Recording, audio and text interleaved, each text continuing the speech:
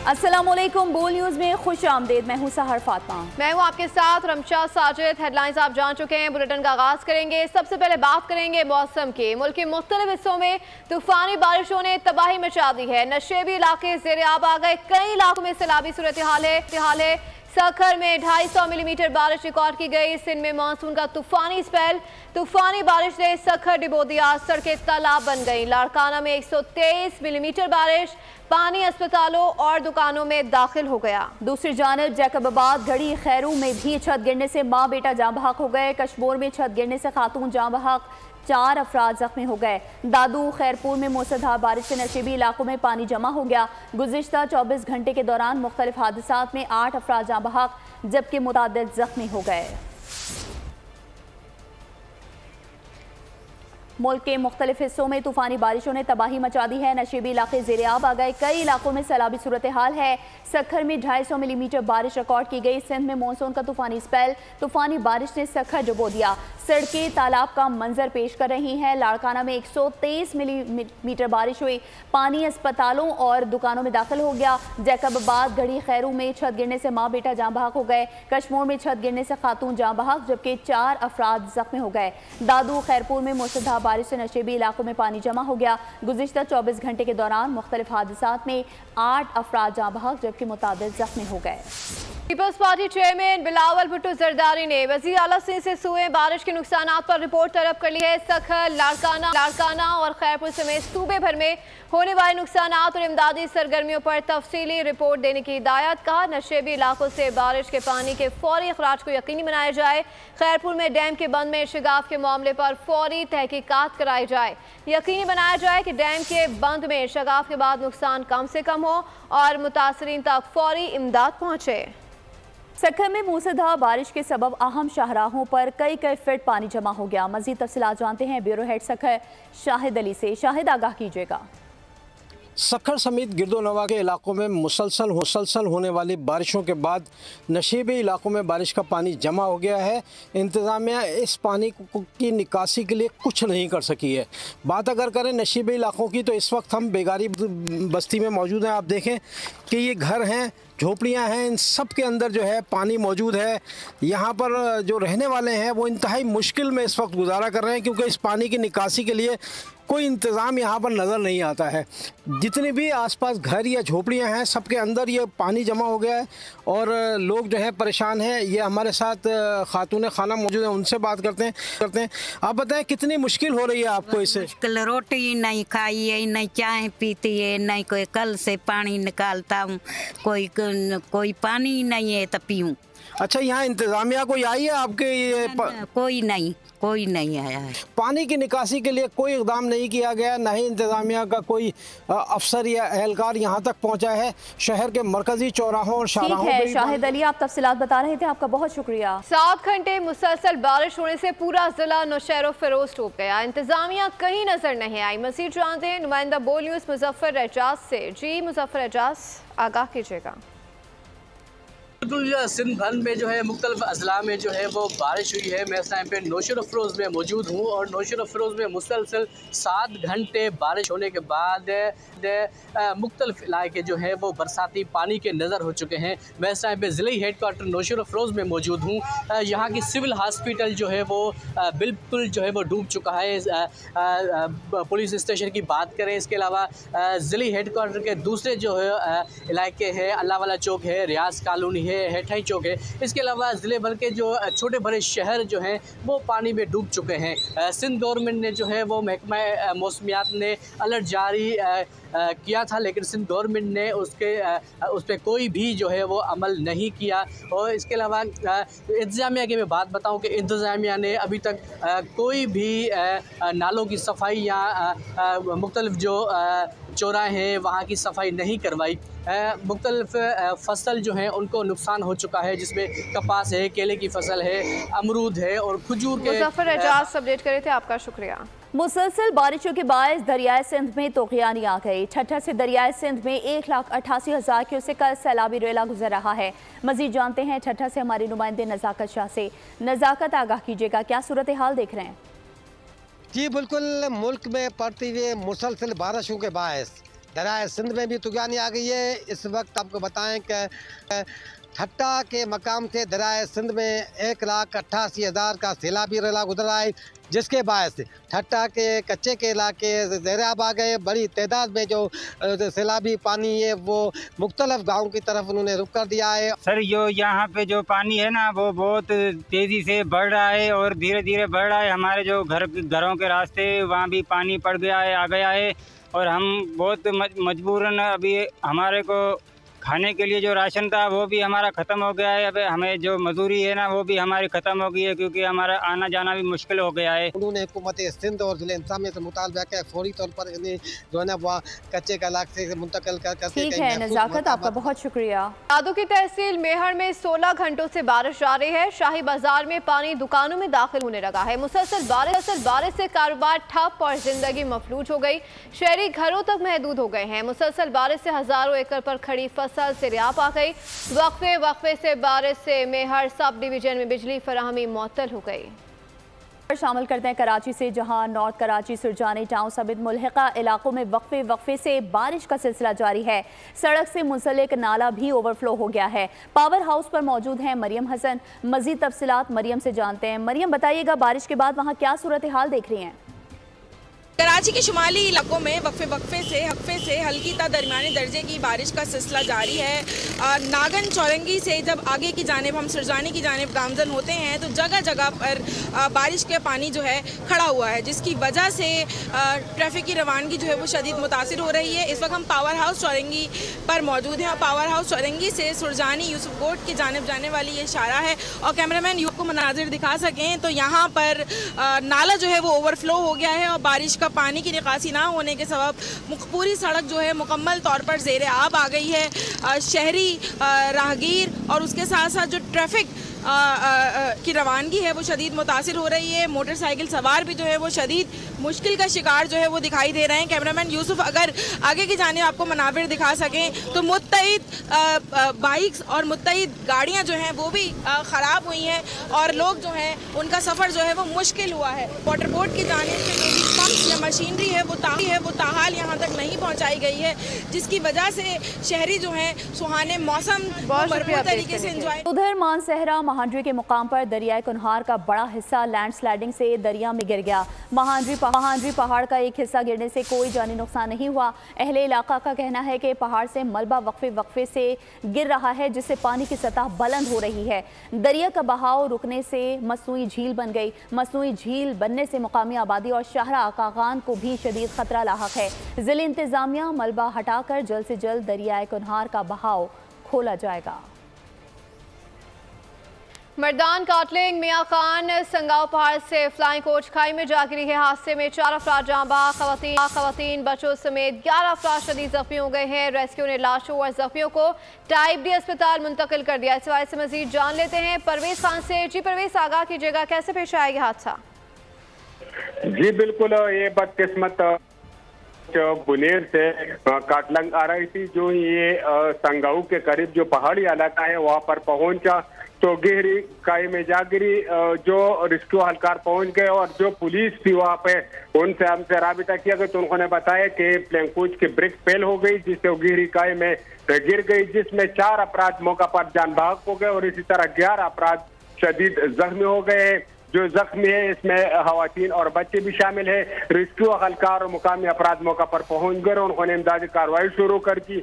जो लाशें थे उनको काटलंग अस्पताल पहुंचा दी गई और जो जख्मी थे उनको भी काटलंग अस्पताल, बाद में उनको मर्दान मेडिकल कम्प्लेक्स अस्पताल पहुंचा दी गई। जो हादसा पेश आया ब्रेक फेल होने की वजह से पेश आया है। जी परवेज खान अपडेट करे थे, आपका शुक्रिया। खबर शामिल करते हैं सियासी मंजरनामे से। तो बानी पीटीआई के रियासत मुखालिफ बयानिए को फैलाने में भारतीय सहूलतकारी बेनकाब हो गई। रऊफ हसन के भारतीय सहाफ़ी के साथ रवाबित के चश्मकुशा सबूत मिल गए। रऊफ हसन के भारत के साथ रवाबित के चश्मकुशा सबूत मंजर आम पर आ गए। बानी पीटीआई के रियासत मुखालिफ बयानियों को फैलाने में भारतीय सहूलतकारी बेनकाब। रऊफ हसन का अमरीकी राइनग्रम के बाद भारतीय सहाफ़ी करण थापर के साथ भी व्हाट्सएप के जरिए होशरुबा राब्तों का इंकशाफ। रऊफ हसन ने 19 नवंबर 2022 को भारतीय सहाफी करण थापर से बतौर पार्टी मीडिया कोऑर्डिनेटर बाज़ाब्ता राब्ता किया। 24 नवंबर 2022 को करण थापर ने रऊफ हसन को मौजूदा आर्मी चीफ के बारे में अपना और साबिक सेक्रेटरी रॉ राणा बनर्जी के साथ यूट्यूब पर होने वाला इंटरव्यू भी शेयर किया। भारतीय सहाफी करण थापर ने मौजूदा आर्मी चीफ को इंडिया के लिए ज्यादा हार्डलाइनर करार दिया। रऊफ हसन ने आर्मी चीफ से मुताल्लिक हसास मालूमात भारतीय सहाफी करण थापर के साथ शेयर की। इसके अलावा रऊफ हसन ने व्हाट्सएप पैगाम में यूक्रेन मामले पर भारतीय मौक़िफ़ को सराहा। रऊफ हसन ने अफवाज पाकिस्तान के मुख्तलिफ दस्तों की नक्लो हरकत को तोड़ मरोड़ कर हाशिया आराई की। रऊफ हसन के इंतहाई खौफनाक इंकशाफात किस पाकिस्तान मुखालिफ बात का इंदिया है। करण थापर से रऊफ हसन के साथ खुफिया बातचीत कोई मामूली मामला नहीं, क्योंकि इस बातचीत में रऊफ हसन करण थापर के साथ इंतहाई मायने खेज बातचीत कर रहा है। करण थापर पर कोई मामूली शख्स नहीं बल्कि इंडियन रॉ के इंतहाई करीबी समझा जाता है। 18 मार्च को व्हाट्सएप पर बातचीत में रऊफ हसन करण थापर को हक़ाइक़ के बिल्कुल बरक्स ये कहकर ग्रीन सिग्नल दे रहा है कि पाकिस्तान खूनी इनकलाब के दहाने पर खड़ा है। मतलब ये कि अब भारत के लिए मौका है कि वो पाकिस्तान पर हर तरफ से हमलावर हो जाए, क्योंकि पाकिस्तान के अंदरूनी हालात इस कदर ख़राब कर दिए गए हैं कि हिंदुस्तानी कोई भी मुहिम जोई कर सकता है। इसके अलावा IMF को पाकिस्तान मुखालिफ ख़त, अमरीकी कांग्रेस पे करारदादें, बैन अक़वामी मीडिया में जहरीले आर्टिकल्स, IMF ऑफिस के बाहर एहतजाज, रियासत मुखालिफ सरगर्मियाँ हैं। और रऊफ हसन अकेले नहीं थे, ये एक पूरा प्लान था। रऊफ हसन पाकिस्तान मुखालिफ सहाफ़ी को मवाद फराहम कर रहे थे। रहनुमा मुस्लिम लीग नून तलाल चौधरी की अहम गुफ्तगू, कहा कि एहतसाब हर सूरत होगा, हर इदारे को खुद एहतसाबी से गुजरना चाहिए। हसन वो बैरूने मुल्क जितने भी एंटी पाकिस्तान सहाफ़ी हैं, अगर उनके साथ भारतीय सहाफ़ी और इसी तरह दूसरे सहाफ़ियों के साथ राब्ते में था तो ये अकेला आदमी नहीं था, ये पूरे का पूरा एक ताना बाना, पूरे का पूरा एक प्लान था। PTI की मुआशी टीम उसी वक्त खत लिख रही थी IMF को कि इनके साथ मुआहदा ना किया जाए। उसी वक्त रऊफ हसन एंटी पाकिस्तान जर्नलिस्ट को ऐसा मुआद दे रहा था। उसी वक्त यहां पर बानी PTI पाकिस्तान में एक सियासी टेम्परेचर को बढ़ा रहे थे। उसी वक्त कई जज साहिबान बानी PTI और ऐसे फैसले कर रहे थे जो इस पूरे प्लान के मुताबिक थे। PTI media coordinator Rauf Hasan की भारत के साथ मिलकर पाकिस्तानी इदारों के खिलाफ साजिश पर दिफाई माहिरीन ने कड़ी तहकीकात का मुतालबा कर दिया। बोलियों से गुफ्तगू में उन्होंने क्या कहा, आइए आपको सुनवाते हैं। सहाफ़ी के साथ अगर हम मुसलसल राब्तों में हैं, उसको इंटरव्यू दे रहे हैं, लोगों को दिला रहे हैं और ऐसी गुफ्तगू कर रहे हैं जो कि मुल्क की सलामती, मुल्क के मफादात के खिलाफ है, तो इससे बड़ी और मुल्क दुश्मनी क्या होगी। ये वो चीजें हैं जिनको किसी सूरत भी इग्नोर नहीं किया जा सकता। ये नॉर्मल कोई आज़ादी राय की बात नहीं है। आप ये तो अपनी साफ मकसद है कि आप पाकिस्तान को दुनिया के सामने नीचा दिखाना चाहते हैं, पाकिस्तान के दुश्मन को खुश करना चाहते हैं। इन सबूतों की रोशनी में ये बात साबित हो जाती है कि एक वो बड़े मशहूर भारतीय सहाफ़ी जो कि भारतीय इंटेलिजेंस और एस्टेब्लिशमेंट के बहुत करीब हैं, उनको बराह रास्त और रेगुलर अंदाज में उनकी रहनुमाई कर रहे हैं कि किस तरह एंटी पाकिस्तान बयानिया बनाया जाए और पाकिस्तान को आलमी सतह पे बदनाम किया जाए। तो मैं ये समझता हूँ कि ये बहुत ही तशवीशनाक हकायक हैं कि किस तरह पाकिस्तान को आलमी सतह पे बदनाम किया जाए, पाकिस्तान पे दबाव डाला जाए। कि रऊफ हसन साहब का उन्हीं लोगों के साथ राब्ता क्यों था जो लोग एंटी स्टेट या एंटी पाकिस्तान एजेंडे पर काम कर रहे थे, जो एंटी पाकिस्तान एजेंडे को टो कर रहे थे। कि वो अप्रैल 2023 में ये बात कर रहे हैं कि पाकिस्तान में खूनी इंकलाब आ रहा है, और उसके बाद हमने देखा कि सानेहा 9 मई हुआ। आप तो पाकिस्तान के दुश्मनों के साथ मिल गए और आपने तो पाकिस्तान के दुश्मनों को वो चीजें फराहम करना शुरू कर दी, हुकूमत फराहम करना शुरू कर दी कि वो पाकिस्तान के खिलाफ जो है वो चीजें बनाए और आलमी सतह पर जो है वो अपना जो एजेंडा है पाकिस्तान के खिलाफ उसको मजीद स्पष्ट करें। वज़ीर-ए-आज़म शहबाज शरीफ ने मुल्क को दिवालिया होने से बचाया। हर वक्त झूठ बोलने वालों और प्रोपेगेंडा करने वालों ने मुल्क को इस नहज पर पहुंचाया। KP, सिंध और बलूचिस्तान के अवाम को भी रिलीफ मिलना चाहिए। सीनियर वज़ीर पंजाब मरियम औरंगज़ेब की लाहौर में प्रेस कॉन्फ्रेंस, कहा कि दीगर सूबों को रिलीफ देने के लिए भी विफाक का हाथ बटाएंगे। विफाक दीगर सूबों को रिलीफ देने का प्रोग्राम तरतीब दे रहा है। उन्होंने मजीद क्या कहा, सुनते हैं। हालात में आवाम के लिए आसानियाँ पैदा करना मुस्लिम लीग नून और मुस्लिम लीग नून की क़यादत की सियासत रही है। आज जो बयानात दिए जा रहे हैं, जो शक्लें बयानात दे रही हैं, 4 साल मुल्क की मईशत की बर्बादी और मुल्क को आज इन हालात पर और आवाम को आज इन हालात पर पहुंचाने के जिम्मेदार ये शक्लें हैं जो सुबह दोपहर शाम झूठ बोलते हैं, प्रोपेगेंडा करते हैं। पिछले 16 माह की हुकूमत में शहबाज शरीफ ने मुल्क को डिफ़ॉल्ट से बचाया। हमारे दिल में जितना पंजाब के अवाम का दुख है, उतना ही दुख दूसरे सूबों के अवाम का है। तमाम सूबों से कि वो अपने बजट से इसी तरह अखराजात में कमी करके अपने सार्फिन को ये रिलीफ दें, तो हम चाहते हैं। हमसे ज़्यादा खुश कौन होगा कि खैबर पख्तूनख्वा में भी ये रिलीफ, सिंध में भी ये रिलीफ मिले, बलोचिस्तान में भी ये रिलीफ मिले। सिर्फ बेहतरीन गवर्नेंस से, अपनी निगरानी से, पॉलिसी करेक्शंस के साथ आज पंजाब की आवाम सस्ती रोटी उनको नसीब में है। और अभी आपको बताएं कि दूध की रखवाली पर बिल्ले को बिठाएंगे तो बच्चे तो चीखे मारेंगे। बैरिस्टर साहब, हकीकत यह है कि आपसे सूबा नहीं चल रहा। वजीर इत्तलात पंजाब असलम बुखारी की प्रेस कॉन्फ्रेंस का कि अली अमीन गंडापुर अकेले ही खा रहे हैं, काबीना को नहीं खिला रहे। खैबर पख्तूनख्वा में सरकारी फंड्स के हिस्से बांटने पर लड़ाइयाँ हो रही हैं। जो हीरे और गौहर नायाब बानी पीटीआई और बुजदार काबीना में थे, ऐसे गंडापुर की काबीना में हैं। इन सब को अपनी अपनी जेबें भरने की फिक्र है, अवाम की नहीं है। पंजाब में 14 रुपये फी यूनिट बिजली सूबाई बजट से कम की गई। सिंध में बिजली कीमत 14 रुपये फी यूनिट कम की जाए। गवर्नर सिंध कामरान टिसोरी कहते हैं, ना हुए तो अवाम में एहसास से महरूमी पैदा होगा। सिंध में बिजली सस्ती करने के लिए वज़ीर आला सिंध को खत लिख रहा हूँ। पंजाब में बिजली बिलों पर रिलीफ से मुतालिक मरियम नवाज का ट्वीट ठीक है। अगर पंजाब में ये 14 रुपये कम किए गए हैं और उन्होंने अपने बजट से किए हैं, तो सिंध गवर्नमेंट को भी मैं ये दरख्वास्त करूँगा कि हमें भी अपने लोगों के लिए ये रिलीफ देना चाहिए। तो मैं वज़ीर आला सिंध को अभी ये ख़त लिख रहा हूँ कि आप भी कोई बजट मुख्तस करें आवाम के लिए इस हवाले से, और सिंध में भी 14 रुपये यूनिट की कमी की जाए।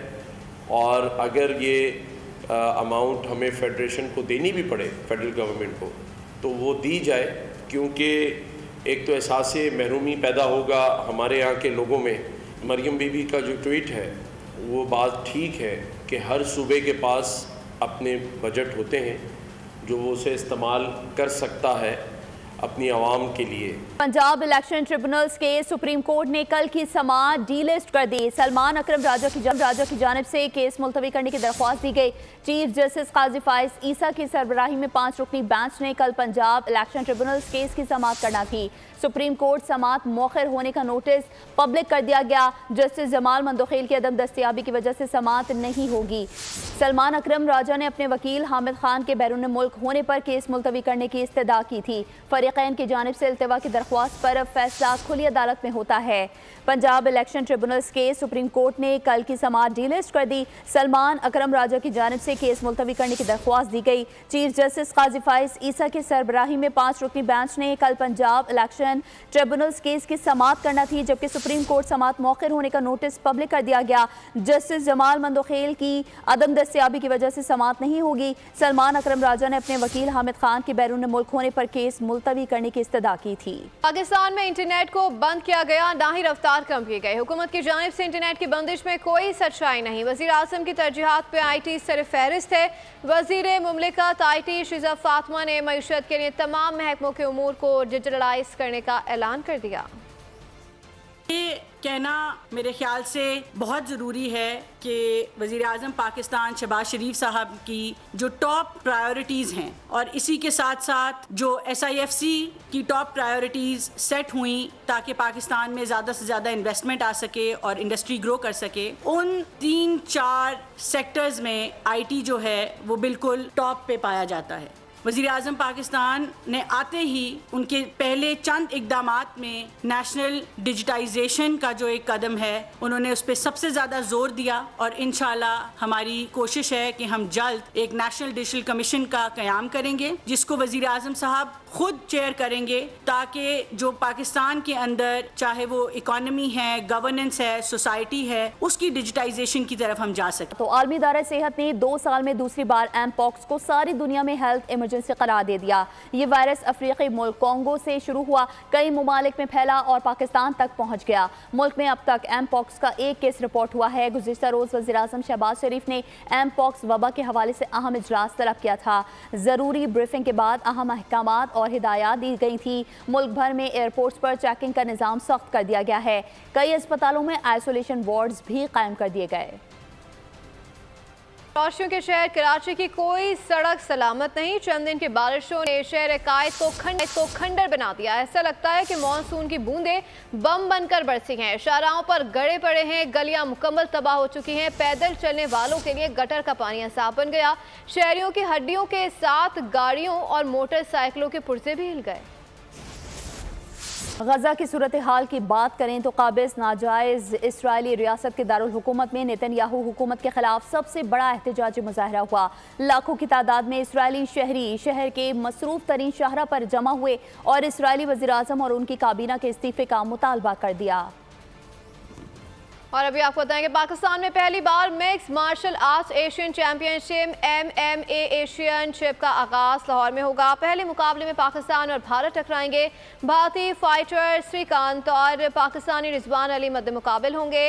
इस हवाले से मजीद जानते हैं नुमाइंदा बोल न्यूज़ खुर्रम मलिक से। जी खुर्रम, आगाह कीजिएगा। DHA स्पोर्ट्स कॉम्प्लेक्स में मौजूद है और जिस तरह यहाँ पर मिक्स मार्शल आर्ट जो चैंपियनशिप का पहला मुकाबला जो है वो अब से कुछ देर के बाद यहाँ पर शुरू होगा। शायकीन की बड़ी तादाद जो है वो यहाँ पर पहुँच चुकी है और जो प्लेयर्स का उधर मुकम्मल तौर पर जो कमेंटेटर्स हैं वो इस वक्त तमाम जो शायकीन है उनका लहू गरमा रहे हैं और बड़ी स्क्रीन जो है यहाँ पर लगाई गई है जिस पर जो शायकीन है वो यहाँ का मैच देख सकेंगे। और आज जो पहला मैच है वो पाकिस्तान और भारत के प्लेयर के दरमियान यहाँ पर होगा और 12 मुल्कों की टीमें जो है वो लाहौर गुज़श्ता रात पहुंची थी और आज 10 मैचेस जो है वो यहाँ पर खेले जाएंगे। तो तमाम तैयारियां जो है उन्हें मुकम्मल कर लिया गया और कुछ देर के बाद पाकिस्तान का प्लेयर अली और भारत का जो प्लेयर है वो मद्दे मुकाबिल होंगे और शायकीन सिर्फ इसी मैच का जो है वो इंतजार कर रहे हैं और बेसब्री से जो है यहाँ पर बैठे हुए हैं। जैसे ही मैच शुरू होगा शायकीन यहाँ पर जो आए हैं वो मुख्तलिफ अंदाज में जो है मैच को देखेंगे। कोई लोग जो है वो स्क्रीन की तरफ नजरें डाल के बैठे हैं तो कोई स्टेज जो बनाया गया है जो बॉक्सिंग रिंग है उधर नजरें डाल के बैठे हैं। तो यकीनन एक बड़ा इवेंट जो है वो लाहौर में होने जा रहा है। मलिक आगाह करें तो शुक्रिया। के साथ ही बोल न्यूज़ से फिलहाल इतना ही। मज़ीद बाखबर रहने के लिए विजिट कर सकते हैं हमारी वेबसाइट bolnews.com। देखते रहिए बोल। सब्सक्राइब करें और बेल दबाएं ताकि कोई खबर रह न जाए।